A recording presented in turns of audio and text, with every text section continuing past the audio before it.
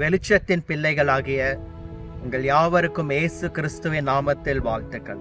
ஏசாயா தீர்க்கதரிசியின் புஸ்தகம் 54 அதிகாரம் 10 சொல்கிறது, மலைகள் விலகினாலும் பர்வதங்கள் நிலை பெயர்ந்தாலும் என் கிருபை உன்னை விட்டு விலகாமலும் என் சமாதானத்தின் உடன்படிக்கை நிலை பெயராமலும் இருக்கும் என்று உன்மேல் மனதுருகுகிற கர்த்தர் சொல்லுகிறார் என்று. பிரியமானவர்களே, உங்களுடைய வாழ்க்கையிலே மலைகள் விலகினாலும் கிருபை விலகாது.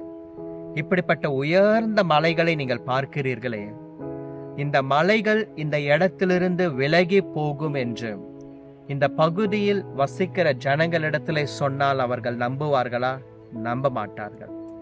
ஏனென்றால் காலம் காலமாக தலைமுறை தலைமுறையாக ஜனங்கள் இந்த பகுதியில் வசித்து வருகிறார்கள். பல காலங்களாய் இந்த மலையின் பக்கமாய் போகிறார்கள், வருகிறார்கள், இந்த மலையை பார்க்கிறார்கள்.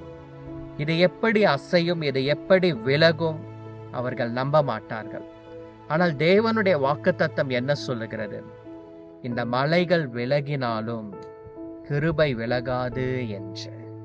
மலைகளை விட உறுதியான கிருபை, அந்த மலைகளை விட அஸ்திபாரம் உறுதியாய் நிறைந்த அசைக்க முடியாத ஒரு கிருபை, அந்த கிருபை உங்களை விட்டு விலகாது.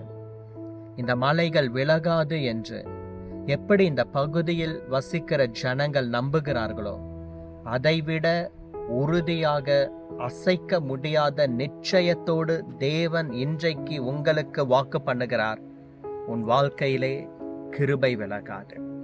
அந்த கிருபை இந்நாள் வரைக்கும் உங்களை தாங்கி நடத்தி கொண்டு வந்தது. இனி வருகிற காலங்களிலும் விலகாத கிருபையை கர்த்தர் உங்களுக்கு தருவாராக. மனிதர்கள் விலகி போகலாம், நீங்கள் நம்பினவர்கள் உங்களை விட்டு விலகி போகலாம்.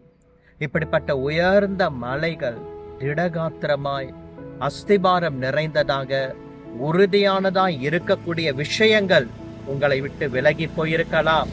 ஆனால் கவலைப்படாதிருங்கள், கிருபை விலகாது.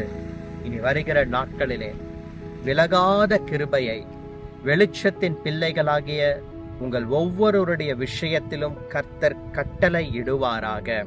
ஏனென்றால் அவர் நம்மை விட்டு விலகுவதும் இல்லை, நம்மை கைவிடுவதும் இல்லை.